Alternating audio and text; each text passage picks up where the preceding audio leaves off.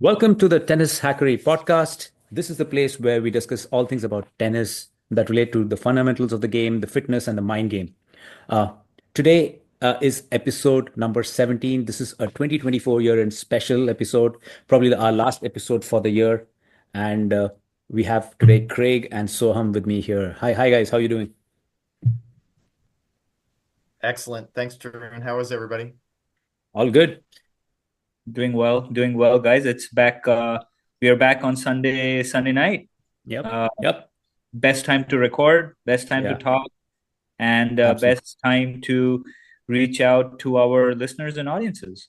Absolutely. The person missing here is Alex, and she is holidaying in Bali, and she also sends her hi and her regards. So, all right. Fortunately, leading, right? Yep. Fortunately, for sure. That's a wonderful place. Uh, I will again start with the marketing spiel. So, yes. So, Tennis Hackery with a Y is our social media handle. You can find us on Facebook, which is now called Meta X. Uh, Instagram. So Instagram is the place where we post a lot of stuff. So a lot of our content goes there, the shorts, the reels. We cut parts of our episodes and put it up there. The main episodes in the full video form goes to YouTube. So again, Tennis Hackery with a Y. The audio format goes to Spotify. Please like, share, subscribe, comment, and send us your review, send us your feedback. Interact with us on our social on all the social media platforms. Just helps us evolve and get better at our content. All right, so let's get right into it. So Soham, so you're in special. Let's get into it now. Absolutely. So Thanks, yeah, Tarun, for your usual marketing spiel. I know you have done it. We have been around now, going to be 9 months, and you've done a wonderful job every time on the marketing spiel. So thank you for doing that always. Thanks also, Craig, for joining our team. A little later, but you have been wonderful, and it's always good having you, Tennishackery. So I just want to extend my thanks first in this year-end special episode, and of course, thanks to Alex for, she's such a great person to have. She has loads of experience, and she's deservedly holidaying right now in Asia with her family. So yeah, so talking about the year-end special, episode number 17, we are so thankful to all our listeners, viewers, people who have been listening to us, giving us feedback, and very, very excited with all the love that we have gotten throughout the year, and okay. very grateful. And we are more encouraged to come out with great content next year. So, for me, the way we are going to do this today is each of us has a few items that we have discussed that we want to share with our listeners, sort of like a top three list of things that we consider as our highlights of the year. And I have the fortune or maybe misfortune of going first, but I'll take this opportunity to tell you guys what my number three on the list. So we're going to go in three, two, one. So three being our third most exciting news or something that individually that we thought were the highlights of the year. So for me, number three was uh, I at a personal level, I actually went to Indian Wells, and I was also at French Open Roland Garros. We have spoken about both of those in two of our 17 episodes. Right. Um, there was a lot of takeaway from both of my visits. Obviously, I got to see professional players, both men's and women's play, singles and doubles. And just watching the intensity of the practices that they have and what they bring out in the real matches was eye opening, and it's something that I brought back home and has been very helpful. Kind of sharing that knowledge with my students and making sure that the intensity with which they train is something which helps them in matches overcome their Yep. fear, be familiar, and just just work really hard. So I was able to see a lot of the professional players. I've seen Novak, Novak, Sinner, who deservedly finished year-end number one, and I saw Tsitsipas, Zverev, Alcaraz. In the French Open, I got to see my idol. I'm wearing this cap in honor of Rafa Nadal, and I'll speak about another item later on. Why why I'm wearing this. And the takeaway really is for me is uh, the slam. The slam. I went to the French Open is a wonderful event. Everyone is a thorough professional there. The players are competing hard. There's a lot at stake. Ranking, Mhm. you want to all the hard work that you do off court. They want to showcase that in front of people at the big stage. And whether it was at Indian Wells or at the Slams, it was exciting for me as an audience and spectator, and as a tennis fan and lover. Uh, and like I said, it helped me bring back some of the observations that I made in terms of the drills that they do during practice sessions.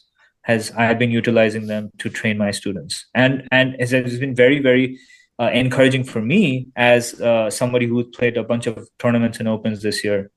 So very thankful for the opportunity that I got, and I am looking forward to watching more tournaments as a spectator going forward, perhaps at other events, maybe other slams. I plan to go to Australian Open and maybe the year after. So that's been one of the takeaways for me, and it's definitely been very positive and encouraging. So, What so a about question. you? Oh, Yes, go sorry, ahead. Tarun, go ahead.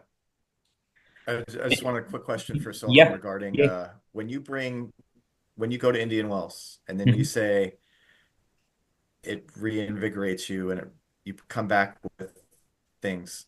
Tell me how awesome it is because I'm a big Indian Wells fan too, and I love going down there.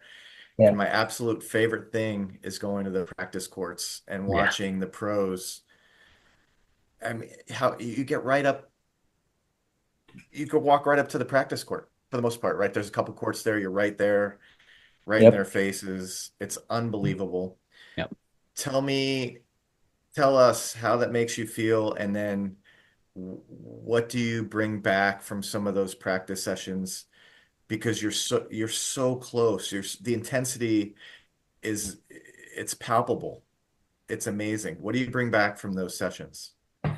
Thank you for the question, Craig. It's a great question, and I hope some of the listeners listening are encouraged to go to Indian Wells because if you're living in California, Bay Area, or SoCal, it is the best. It's the best event tournament outside of the slams, right? Like they Yeah. say, it's the fifth The fifth slam. slam. Yeah.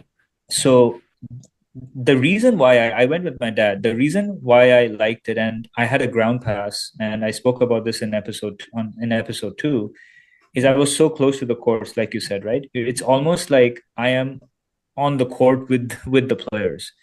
Um, you um, you're so close to the courts. It's a very intimate setting, and you can walk from one court to the other, whether it's watching matches or practice, right? Um, I was able to see close up, literally the the level of intensity, the level of focus Mm. these players have on court. And nobody is messing around. They joke a little bit during their breaks while they're having water or some liquid, right, to refresh. But they're so intense. Like the level of like I'm going to talk about Sinner because I spoke about him before. Is he's so and Darren Cahill is a great coach. So I actually watched a 45-minute session where Sinner was practicing with Cahill, and next to Sinner was Novak. Um, but I was paying more focus to Sinner. And this is actually what I'm going to say is what I actually tell my students because it's so helpful. The one is the focus. One is the element of balance. The, they're so is Sinner especially is so well balanced in his shots. Get bending his knees, uh, turning, making sure that the power is not just coming from the upper body. It's like the rotation, and the eyes are on the ball when he's making contact with the Yep. ball. Eyes are on the ball when he's making contact while hitting a shot, and the level of power it's incredible, the amount of power that they generate by just having good footwork, being well balanced, and being very focused and observant of the ball. And their fitness levels are insane. And those are the small things that I always keep telling my students. And it's useful because it's not just about trying to hit the heck out of the ball. It's there are so many elements, and this is where tennis hackery hopefully is of value. We want to make sure that whoever we are guiding in the future, we help them with all aspects of tennis, and this is what I consistently emphasize during my lessons. Nice. Um, All right.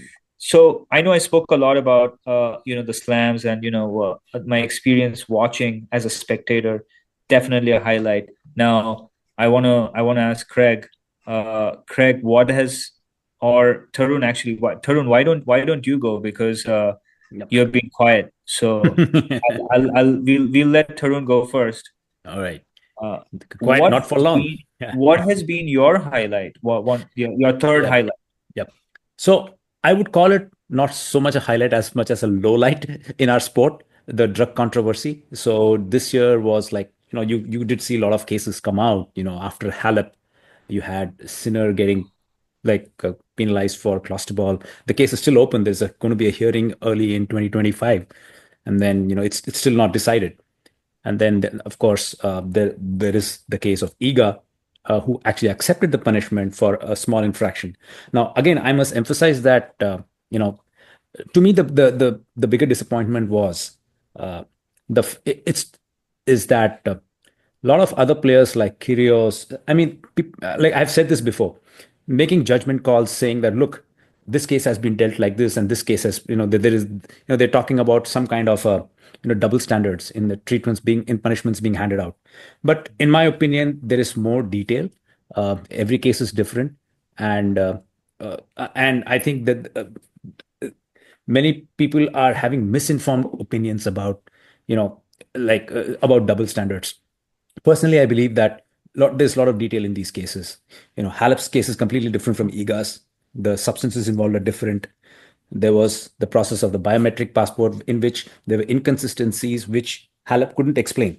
Now her team couldn't explain, and there was a clear linkage uh, that was determined between uh, the drug that was found and the performance enhancement it's expected to provide and its quantities. So there are a lot of these things, and I do believe that the punishment may be harsh, but the rule was applied. So that would be my I guess low light of the year. Definitely disappointing that uh, you know things are getting caught. The other side effect is that players have to be very, very careful about the stuff that they consume. I mean, some like Iga's case, it was like like a jet lag medicine, to help people sleep and get their sleep cycles Yeah, in order. melatonin. Yeah, melatonin. And then that was contaminated apparently. Yeah, So and with Sinners was allegedly, yep, from the research that is out there, right, and an ingredient that his trainer was using to treat a yep, cut yep, that was then, which is the massage therapist treatment for his cut is legal yes, in every other international country yep, other than the United States. But he was being treated at Indian Wells, apparently through massage cream, this ointment that was for his treatment of his cut, giving a massage to Sinner without gloves on, allegedly. yep, yep, This 0.000058 millionths of a gram or whatever it was, shows up. And, this is where like you said, Tarun, whether Kyrgios chooses to, or any of these commentators choose to accept those or deny those or whatever, they may certainly know more about that than we do. yep, All we can do is purport the right, research right, that we exactly, yep, read. yep, And I think that's what's the majority of what's out there, yes, without knowing what's going on behind the scenes. So right, yeah, but irony, right? The two top players in the world Yep. dinged and Yes. could possibly, you can argue, not be necessarily to their own doing. So Yeah. definitely some interesting stuff Interesting in stuff. Yes. in Yes. tennis this year. So for Yep. sure. Yep. All right, Craig. So moving on, let's pass the baton to you. So what's your number three? So mine is more of a celebratory item. Hats off to Italian tennis. It's, it's just been an amazing few years for them. Had a bunch of great players for years, making finals and winning some majors with Vinci Yep. beating, I think, Serena in that US Yep. Open final, Yep. Flavia Pannetta with a great career, and now Jasmine Piolini. Yep. Amazing year as a youngster. Year and a half has been absolutely awesome breaking Yep. through. Yep. And then you have, the mainstay who maybe brought them along in Sarah Rani, who's Yep. a model of fitness and work ethic. And then you have the opposite on the men's, which is just pure talent oozing everywhere Fabio. with Berrettini and Yeah. Fabio Yeah. Fognini Yeah. and Musetti. These guys are so flamboyant and so Yep. awesome. And Yep. all the women work so hard.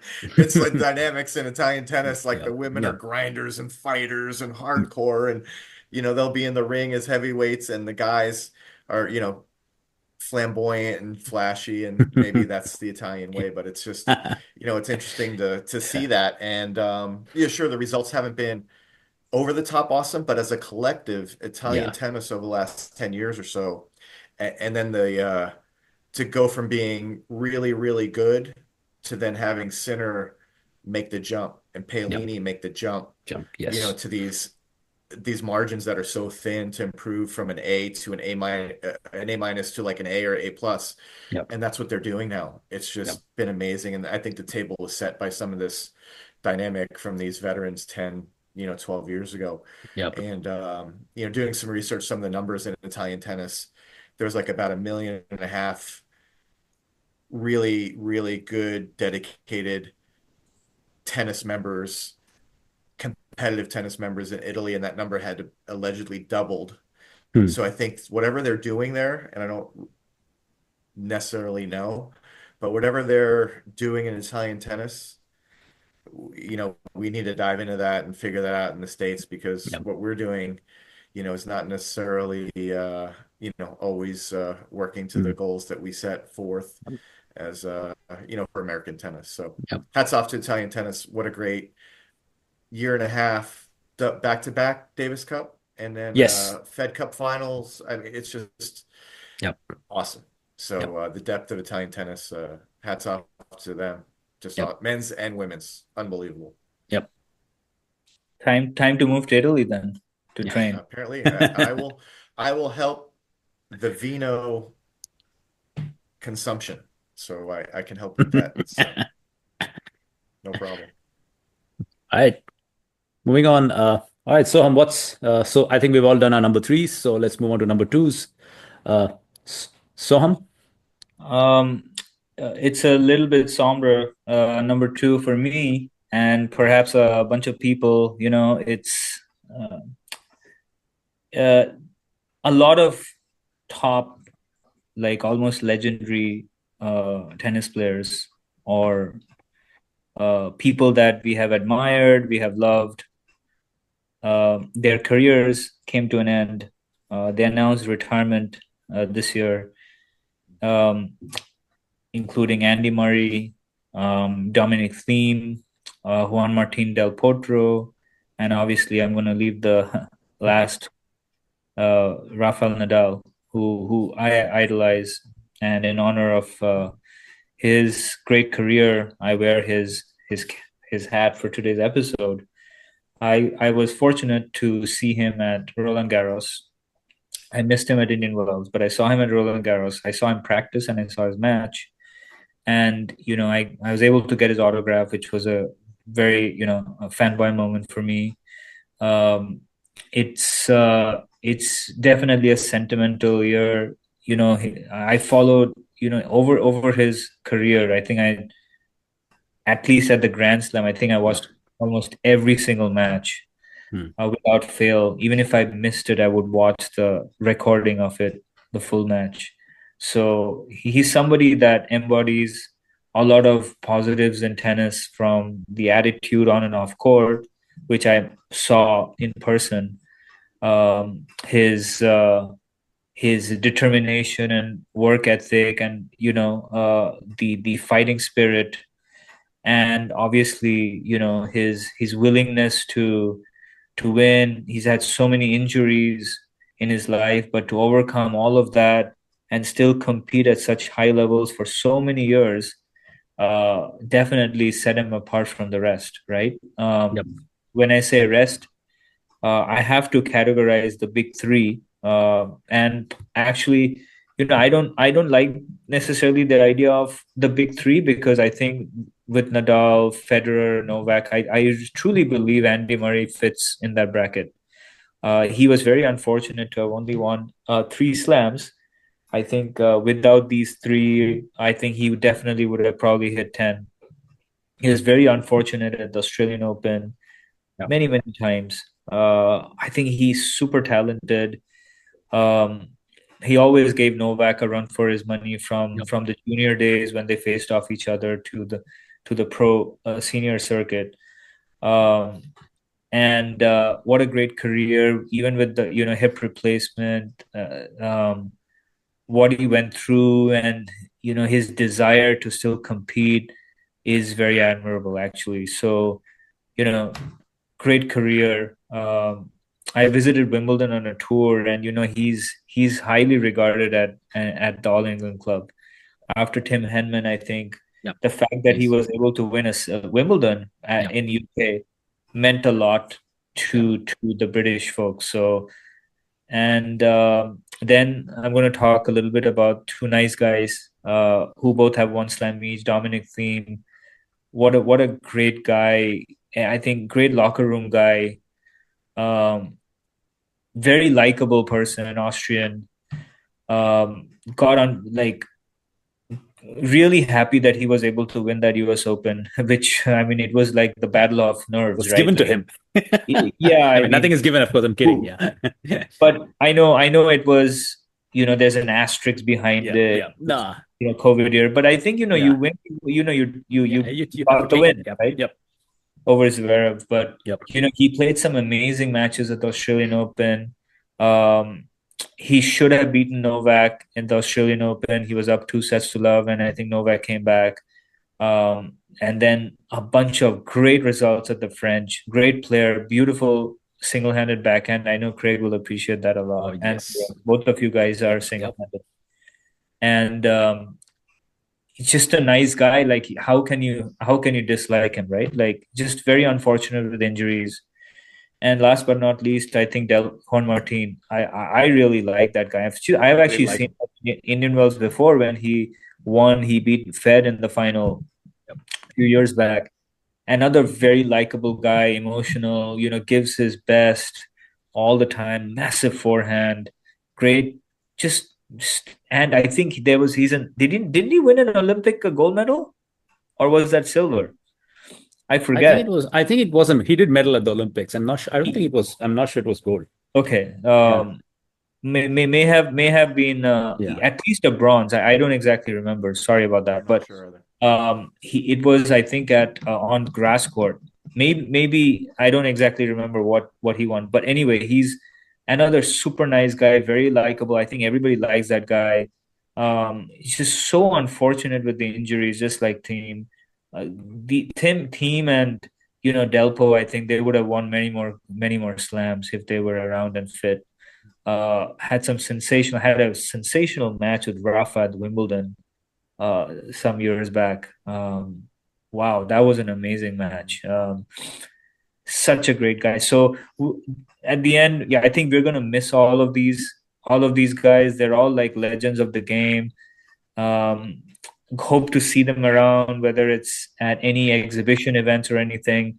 But truly, truly incredible careers, and I think uh, we are very fortunate that we have been able to see their matches during our time.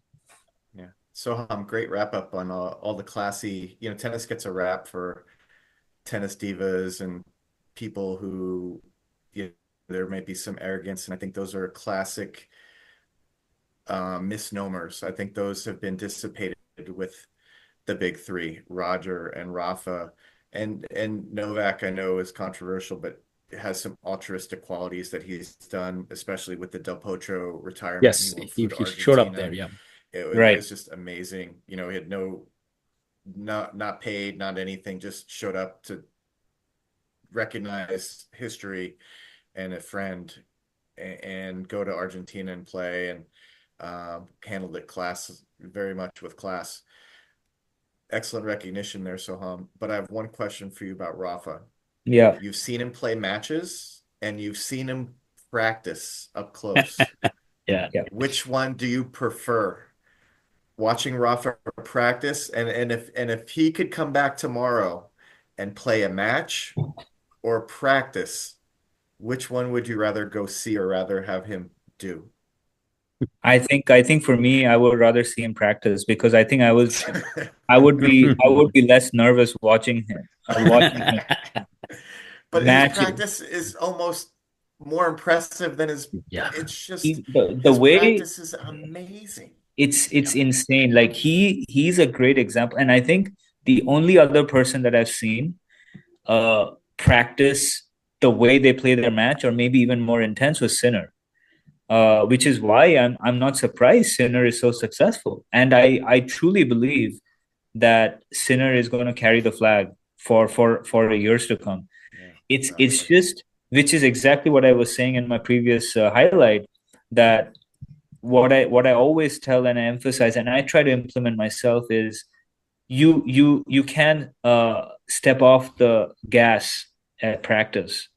Like, you should practice harder than you actually play matches, perhaps. And when I saw him practice at Roland Garros, Rafa, it was incredible the way he was hitting it. He was hitting with Mark Lopez, and Mark was just huffing and puffing. He couldn't get his heavy topspin shots, which were hitting like literally the baseline every single shot. The RPM and the spin on each of those shots are incredible. Like, you don't see that on Right. television. What you see in reality, The ball while characteristics. you're Yeah. actually watching live. So incredible career, 22 slams. I wish he had 25, but at the end, what I realized is, and which is why I really, really, really like Rafa. Just, he's such a humble person, and also I must say I enjoy the camaraderie he shares with Roger, even post retirement and during the last 1 year or so. I think they've gotten even closer. Um, is these guys are really humble, and they're not too concerned about the number of slams. The every I hear Rafa say all the time, and I think Roger is the same, the opportunity that they have had in the lifetime to be able to compete and even win some slams is something that they're very thankful for. And when I think about it too, right? When I play tennis, I mean, I feel very fortunate. There's so many people who are not able to play tennis. It's an expensive sport, and I think we all should be very thankful for the fact that we are fit and healthy and able to play, and we should not take that for granted. Like, you never know when an injury can, like, one injury can mean like you can't play tennis ever again. So we should not take that for granted, and I think, just like all these legends of the game, uh, and especially Roger, Rafa, and you know, Novak, Murray, Stan Wawrinka, Del Potro, Thiem, all of them were won slams. Um, I think they're super thankful for the opportunity to have a career in tennis, because there are very few people who can play and sustain at a high level at the pro level. Indeed. Right. Yep. Well said, Soham. Oh, thank you. And with that, I think that was a long-winded, kind of explanation for me for my number two. And Tarun, on back to you. What is yours? Mine would be the the thing that I'm really excited about, the Murray Novak partnership that was announced recently. Apparently, Andy Murray, after like he's just announced his retirement, as you well alluded to. So he's going to be a part of Novak's coaching team starting next year. So I am very, very interested in seeing how the dynamics is going to be. So I would definitely refer people to check out the Andy Surf podcast. He had a long explanation about that. Like he went on about how like an advice coming from Murray, a small coach. It's not like he's going to be uh, changing any aspect of Novak's game. I mean, he's towards the end of his career. He's like at the top of his game. It's not like he's going to suggest things. So Andy Roddick mentioned about how it's more about getting them into the right headspace. All the minor, taking care of the minor details, recovery, things like that. So it was very illuminating to hear that from Andy Roddick. I personally believe that I follow Andy Murray on X and other social media platforms. He's remarkably intelligent. Some of his takes on tennis, he's very intelligent. He goes into deep dives into details and numbers and stuff like that. He's into analytics as well, I believe. So I'm very interested to see this partnership because I know Novak is one of the pioneers in utilizing the latest in sports science and sometimes pseudoscience too. But uh, yes, things like he was. I think Craig O'Shaughnessy, the person on who does a lot of sports analytics work and numbers. I think he first worked with Novak. I think back in 2016, 2017. So I do know that this perspective is definitely going to be highlighted more in Andy by Andy. So let's see. I'm pretty excited to see what changes and what tweaks they make. I think it's mostly about Oppo research. They're going to get a lot of matchups and things like that. How to take down Sinner, how to take down Alcaraz, how to like absorb their brutal power and their game and redirect. So it's going to be very interesting how Novak handles the challenges in 2025. Yep. That's a great one, and I just have a follow-up question for you, Tarun. Just your opinion, like, do you believe that two players who have played at a very high level can be effective coaches? Singles players who have had a long career, who have had lots of success, won lots of slams and tournaments, can they be successful coaches? Because player and coach are two different things. Yes. So, I mean, it really depends on what the current player is looking for, right? So, and a direct answer to you is no. They can. It's not necessarily true that they'll be successful coaches. A lot of it depends on how they articulate things, what information they provide, how they say it, when do they say it, because obviously they have experienced things at a very high level, and that really counts for something. Like even if you're not able to articulate it, just to be there in the box and have a chat, telling them that look, yes, it will feel this way, and so in my opinion, there are two aspects to this. One is the vibes aspect, how you make the player feel good. How do you communicate certain things? Maybe after a tough loss, you shouldn't go near them and, spread the information in bits, get the player in the right emotional space. So that's one aspect, which I call vibes. The other is, of course, the detail aspect, like where you analyze every aspect of the training of the opposition, of perhaps the logistics, and work with the rest of the team. How do you communicate? How do you run drills? How do you set up practice matches, things like that. So there are some coaches who are former players who study those details, or maybe they manage a team with those details. So a lot of these are like what skills they bring to the table and what the current player is looking for, in my opinion. Which means I can hire Craig and you as my coaches going forward. Yep. Yeah, you can. Absolutely. I'm available. Available for hire, man. We'll help you win the NorCal sectional 5-0. Yeah, definitely. By the way, shout out that, I think both Tarun and Craig have been doing a great job in our community. Tarun with kids and Craig with all ages, men, boys, girls, ladies. So both of you are an inspiration to many. So thank you for your all the hard work. You're not too bad, man, Soham. And thanks for the appreciation. Yeah. Indeed. Thank you. Yeah. And Craig, that's on to you to Yeah, talk about the number two.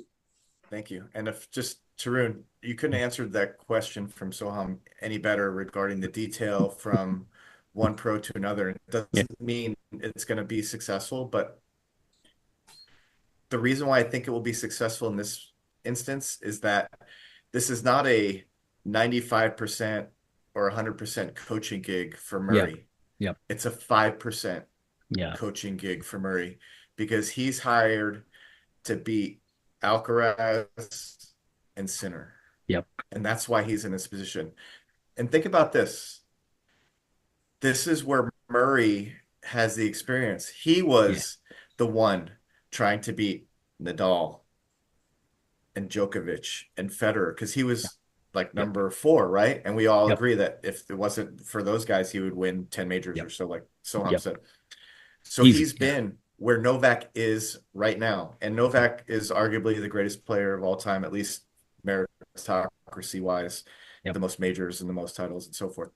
But if you judge right now, he's probably the third or maybe fourth best player, Yep. which is where Murray has been for quite a long period of time. Very good point. Yeah. And Djokovic, I think, has reached out to Murray because he's been there. He understands it. He can help. He doesn't need help every day from Andy Murray about coming in after a match and debriefing. He needs every 3 months. What do I need to do going into the hard court season in Australia down under? Then what do I need to do to recalibrate going into clay? Then what do I need to do to change courses for Wimbledon? I mean, that's where Murray's going to be. He's a 5%er. It's the most brilliant, awesome move ever. It's Yep. really going to be interesting how it comes out. And I love that. Yep. Yep. I love that number two from you. I think it's going to be awesome to see what happens. A great hire in 2024.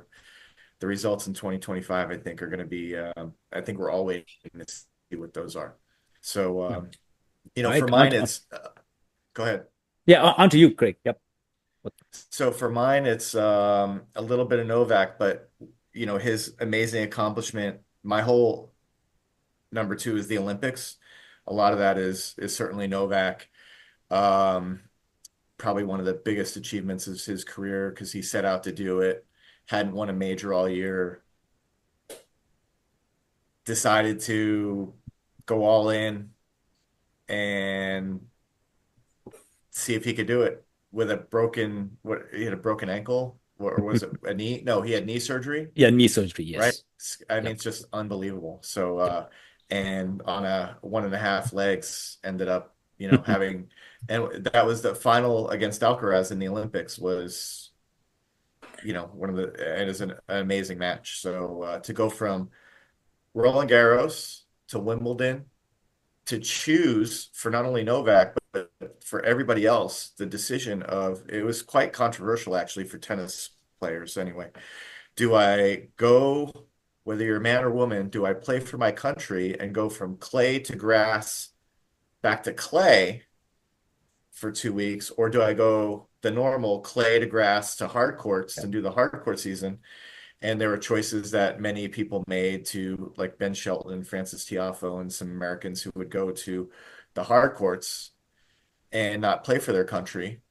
And then there were many players who said, no, let me go play the Olympics and take a shot and see if I can, you know, go win, stay in Europe. And so it was a popular item for the European players to stay and go back. But it's just a weird deal to go from the clay to the grass back to the clay, even though over the last 15, 20 years, those surfaces have become, you Yep. know, more aligned as opposed to the, you know, they've been less dichotomous than in previous years. So, but for me, that was a really, really interesting time of year, middle of summer for years and years and years. We're like, okay, Indian Wells and hard courts, then French Open clay court season, then Wimbledon, and then let's go to hard courts. No, we're going back to the French Open for the Olympics. It's like, what is happening? Yeah. And all these players had to, make these decisions. And sometimes, they're real hard decisions because there's points, there's money, there's pride, there's these ultimate measurables, right, in tennis that we have money and titles, the ultimate meritocracy on a tennis court. But then you have measurables of playing for your country, and sure, you might get a medal, but you might not ever get this opportunity again, even if Yeah. you're not going to medal, and Yep. you know you're not going to medal. There's some people who know they're not going to medal, but you're going to go play for your country anyway, Yep. which might be priceless.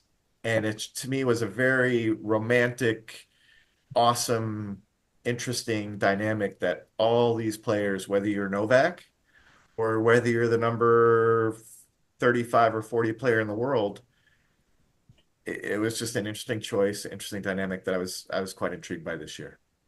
Nice. All right. Yeah, So well done to Novak. Honestly, I think just a quick comment that, as much as, some people may or may not be his fan, I think the determination for him to represent his country and just play the way he did with so much passion, the final at the Olympics was incredible. I think he saved the best for last. And I have to acknowledge, I'm not a Novak supporter or fan per se, but you have to appreciate talent, and if somebody's good, if somebody played well, you got to appreciate that. And I think I think that's the best he played this year, and he played the best when it mattered because he really wanted it. And I'm actually happy for him that he got what he really wanted. And so that's that. Thanks for bringing it up, Craig. And Alcaraz played amazing that. I mean, yes. he not only, it's not that Novak just won, but Alcaraz played unbelievable. When you go back and watch those two sets, it's the highest level of tennis. I It, loved it it. brings you back to years Absolutely. and years of Roger and Rafa, Novak and Roger and Novak and Rafa. It's just really impressive. It was beautiful to watch. And to add to what you're saying, I think the current rivalry of Sinner versus Alcaraz, and all the time that they have met, and the quality of those matches have been incredible. And I think looking forward to 2025 and beyond, we hope to get more of those battles, and just hope that nobody gets injured. I agree. All right. Uh, moving along to the number ones. So should we so I can go first for the number one, and then maybe Craig, and followed by Soham. So we can go in that order. Yep. Absolutely agree with Yep. you, Tarun. I think Yep. let's change it up a little bit. Yep. All right. Yeah. My number one is actually interesting. And it's a bit of a surprise. I switched it last minute, guys. So it is basically the decision to allow on-court coaching, to basically legalize all forms of on-court coaching from 2025. I think this is a positive move. I think we discussed this in one of our episodes before. I welcome it. I like it. I know a lot of the old school players. I think Taylor Fritz, even Roger Federer, and they have expressed some amount of like, why are we doing this? It's supposed to be a problem solving sport, where, especially in singles. I think it's a good development, where, I mean, I think basically, I mean, if you think about it, it was happening anyways. Like, whether people are sitting in the boxes, and in some cases that, a lot of this is happening like with the lot of body language based coaching, coaching in a different language, things like that were always going on. A lot of subtle things, but I think it's a good development. Players, it will definitely, in my opinion, elevate the games, the quality of matches, because there'll be coaching and there'll be counter strategy, things like that. And especially the audio, if the viewers can get more insights into it, like they'll know, okay, yeah, how did they turn that? What is the pattern that's going on, and how did they break that pattern? And what is the counter strategy? Things like that. So I think it will create a good viewing experience and a good learning experience for people who are following the sport. that would be my top thing, and I'm really excited to see how this plays out, and especially how it then goes down to the lower levels of tennis. Whether it percolates down to college tennis, club tennis, junior levels. Let's see what happens. Tarun, can you imagine when Djokovic looks up to Murray and gives him the what's up, Yep. like Murray used to do to his box, and then Murray's Yeah. like, wait, what? Yeah. And Murray is waving a notebook or a tablet out at him and saying, "Tick, tick, tick, tick." That's going to be fun. That'd be awesome. Yep. Yep. Now I know that I'm going to bring along Tarun and Craig to all my matches because they're going to give me advice. Yep. Tarun, you're gonna be with a clipboard and a tablet, giving me. Yes. The whole gear, man. I'll just be there. Yep. Yep. No, that's exciting actually, and I know that you have had experience doing that kind of at Yeah. junior team Junior team tennis. tennis. Yes, it's fun. Yeah. Yeah. Yeah. Great. Yeah. Especially the junior levels. I think it will help. It will help because I love the team aspect of tennis. Players are bonding together, they're playing together, and they're like excited and they're cheering. And then in some cases, they are also sending out coaching cues. I know this kid. I know this kid. I played this kid 2 weeks back in a tournament. Just hit to the backhand or just do this, just do that. So things like that. So it's exciting. So all right, And Craig. that's a good one. Yeah. Are we on to Craig? Yes, Craig. So Well, what's your numero uno? my numero uno is I have a fairly large announcement, internationally renowned for the thousands in attendance and the millions watching around the world. We have a major announcement heading into 2025. It's my top. It emerged in 2024. You may thought it was gone, but is in fact here to stay. It is the big three. The Dun big dun three, you might dun. ask. The big three is gone. Rafa's retired, like Soham said, so eloquently put. Roger is ready to take over Laver Cup captaincy. Novak is holding on in precious gold medals and hiring former Hall of Famers to coach him. What are you talking about, Craig? Well, there is a new big three, and it's not just Soham and Tarun and Craig and Alex and Waiting and Bali. It is. We are also a big four. Yep. Yep. We're big four. Yep. Yes, we are big four. It I'll be the is. Andy Murray there. There, it is the big three in women's tennis. It's official. It Wow. emerged. It's been happening for Arena and Coco. It's really been, they've stepped up in the last 24 months, and Iga has been solidified there for quite a bit. And it's a wrap. It's a done deal. Those three will be working hard and dominating for the foreseeable future, and you'll have your Emma Navarros and your Jasmine Paolinis and many, many others poking the bear. But I'm telling you right now, those three are just like the three that we had.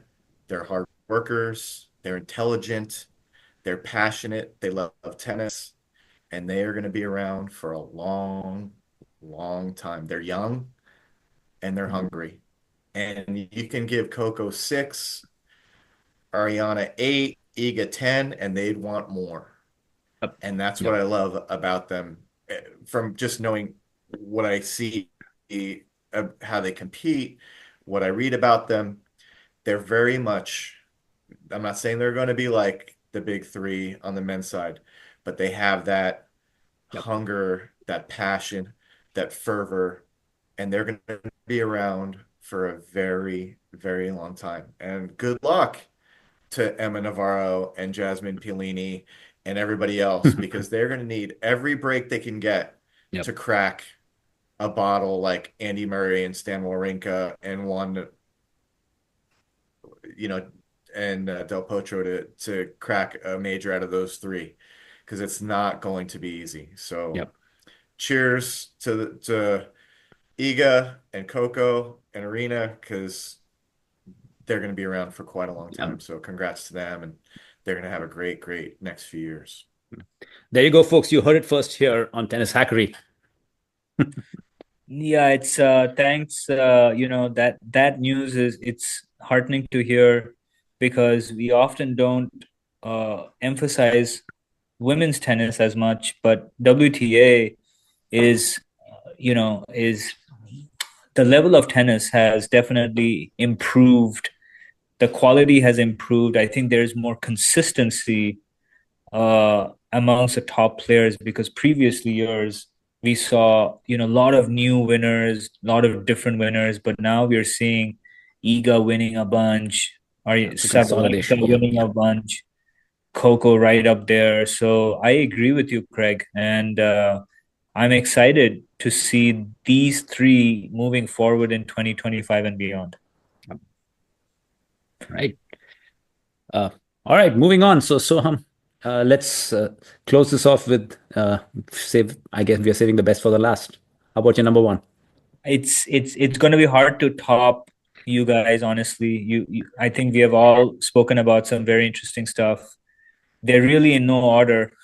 I think all of these things have been highlights and important Yep. and Yep. big news and things that we are, some of which we are not expecting.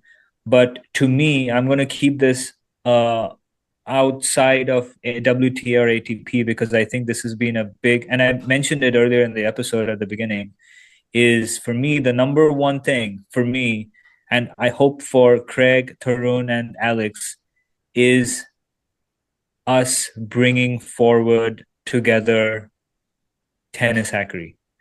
Um, we are very proud to have something very exciting. What we have built so far has been, we have spoken a lot on podcasts, brought out a lot of content and topics which we feel are very relatable to Yep. our audience and listeners. But we have much more coming in the next year. We have a roadmap set up. We are going to have the website launched before the end of the year. We are very close to it. It might be in the next few days, but definitely by the end of the year, where people will see what we have to offer, a little bit about our team, and some of the services that we're going to provide, and obviously we'll have all collection of all of our episodes, podcast episodes there. So really exciting times for Tennis Hackery. We are very, like I said, myself and all of us are very thankful to have this opportunity because we are all working, but tennis is the common factor, common denominator for all of us. We're all very passionate about tennis. We all want to help the community in terms like juniors, adults, improve their tennis game and at a wholesome level, right? Which is what Tennis Hackery stands for. And we have services that we plan to provide. Um, we want to make sure that we are able to scale Tennis Hackery to not just tennis, but hopefully other sports, racket sports, or other sports in general Yep. in the near future. And definitely, we want to make sure that this is not uh, restricted to geography. We want to make sure that our services um, are available across the globe, right? Yep. And not just domestic in the US. So extremely excited for this opportunity. We want to grow. We want to make sure that we continue to get uh, good, like positive or critical feedback from all of our listeners and viewers and people that we interact with. And hopefully, we are able to partner with some folks going forward. And generally, very excited. I'm very excited for sure. We each bring something very unique and different and complementary to the table at Tennis Hackery. And I'll let you guys add to it. But to me, this has been the highlight of the year. I know, again, it's not ATP or WTA related or any breaking news, but it's been very fulfilling, very encouraging, and I have learned a lot. And I hope Tennis Hackery uh, becomes a household name um, going Yep. forward. Awesome. Thank you so much, Soham, for that. Yeah, I mean, I think we launched sometime in February. I think that was our first episode going back at Like the March. history of, It was yeah, like yeah, first week of March. yep. And then, the Indian Wells episode and the physical fitness. I mean, it was an amazing journey. So at the primary, we want to be like one of we really want to provide good information on tennis, good vetted, evidence-based information on tennis, about coaching, about the different aspects of tennis, which are not only apply on court but off court as well. And like Soham very well mentioned very well that uh, we want your feedback, the audience, the viewers on the long form platforms like YouTube, Spotify, as well as the social networks. Please, please, please reach out. Please, like I said, it's the standard phrase goes, please like, share, subscribe, comment, and review. And I've always said before that any feedback is welcome, whether it's positive feedback or negative feedback. Use strong language if you have to, but if you think that certain areas we could get better, if we are opinionated, or if you think we are opinionated, that just helps us get better, and and we are evolving, and it's going to be a fun ride next year. What do you think, Craig? Yeah, our podcast is just like tennis. It's like this macro, micro dynamic. There's little things we can do to get better, and our umbrella point of view is, we'd like to serve, our global population in a way, and hopefully we can do that better and better every year we're here, and we hope to be here for many, many For a years, while, serving the yes. tennis community. So for sure.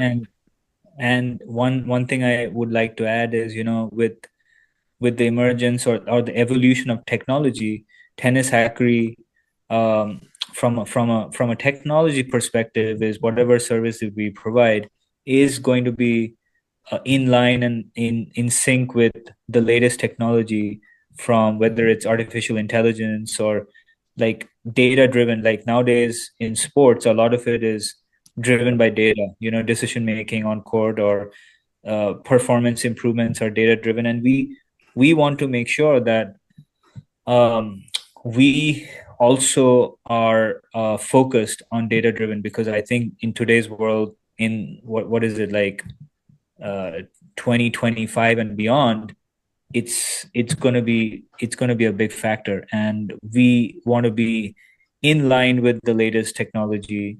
And the best way we can help people is obviously gathering the data and building models, and we have, I just, since Alex is not here, on behalf of her, who has been on the pro circuit before, we have a wealth of knowledge and talent and experience, and uh, we honestly and genuinely believe that with the experience that we have amongst us, and the drive that we have to help people, I think our relationship with whoever is under our tutelage is going to be a positive one. And I can guarantee you that everybody will be very satisfied with the services that Tennis Hacker is going to provide going forward.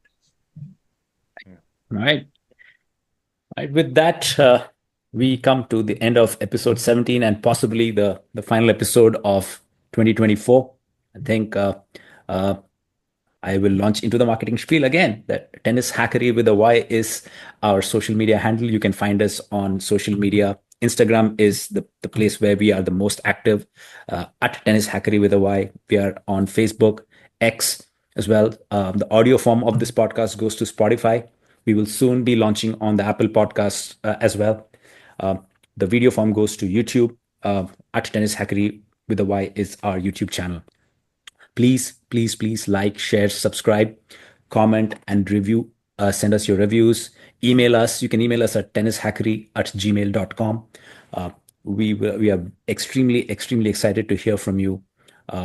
And next year, we hope to bring on a lot of guests who can, from the field of tennis, high performance, the mental side, the physical side, stuff that they will talk to us about, stuff that they'll advise us about applies not only to the tennis set, but outside the court life as well. So we're extremely excited for 2025. And with that, let's say goodbye to 2024 and excited for 2025. Bye. Bye. Thank you all. Thank Thank you. you.